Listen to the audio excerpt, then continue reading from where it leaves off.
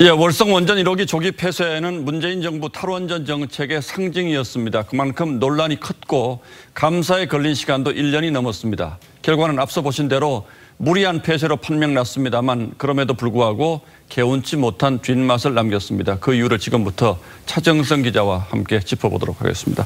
자, 차 기자 어서 오십시오. 네. 자, 문제는 있는데 조기 폐쇄 결정 자체에 대한 판단은 유보한다. 이게 결론이지요. 네, 그렇습니다. 좀 애매하네요. 어떻게 이런 결정이 나왔을까요? 네, 이번 감사가 경제성 위주로 이루어져서 폐쇄 결정의 타당성에 대해선 종합적 판단에는 한계가 있다. 이런 게 이제 감사원 입장입니다. 예. 사실 이 같은 기류는 2, 3일 전부터 흘러나왔습니다. 현재 감사위원회는 1명이 공석이라 위원 6명으로 구성되어 있는데 이 가운데 3명이 친여권 인사들로 구성된 걸로 알려져 있습니다.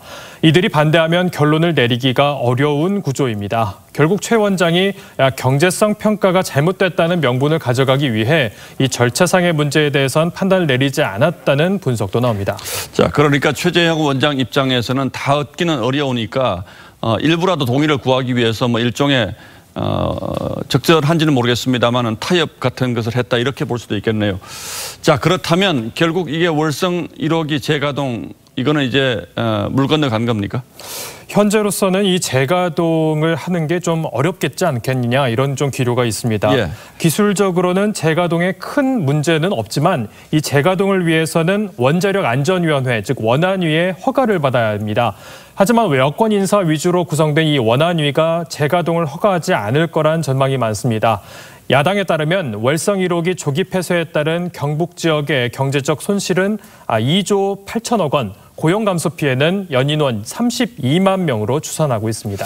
자, 과거 감사원 감사를 보면 이 정도면 징계 요구를 뭐 여러 명에게 해야 될 것 같은데 사실 이번에는 산업부 공무원 2명에 대한 징계에 그쳤고 또 특히 백운규 당시 장관에 대해서는 국가공무원법 위반이다 이렇게 판단을 하면서도 징계 요구는 하지 않았어요. 그건 왜 그렇습니까?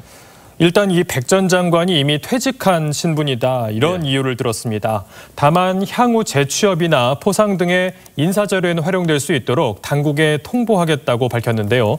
이 쉽게 말해 인사기록의 위반 사항은 계속해서 남기겠다 이 얘기입니다. 자, 이 뭐 감사원이 사실은 문제가 있다고 결론 내리면서도 또 좀 애매한 구석을 남겨놨기 때문에 가동이 중단된 다른 원전에도 어떤 영향을 미칠지 이게 좀 애매하게 됐어요. 어떻게 될 것 같습니까? 네, 뭐 제일 관심사였는데요. 또 가장 현재 논란이 되는 거는 수천억 원대 매몰 비용을 감수하고도 무기한 중단된 신한울 3, 4호기입니다. 천지 1, 2호기, 대진 1, 2호기 등 4개는 아직 백지화된 상태이고요. 예. 이 원전 전문가들 취재해보니까 이들 원전의 중단과 백지화를 결정한 것도 월성 1호기와 마찬가지로 절차적인 하자가 있을 수 있으니 이번 감사를 계기로 따져봐야 한다. 이런 목소리가 벌써 나오고 있었습니다. 예. 다만 감사원이 월성 1호기 폐쇄의 타당성의 문제에 대해서는 평가를 하지 않았던 만큼 이들 원전의 재개 등을 놓고도 향후 적절한가 아닌가 문제가 논란이 될 여지는 있습니다.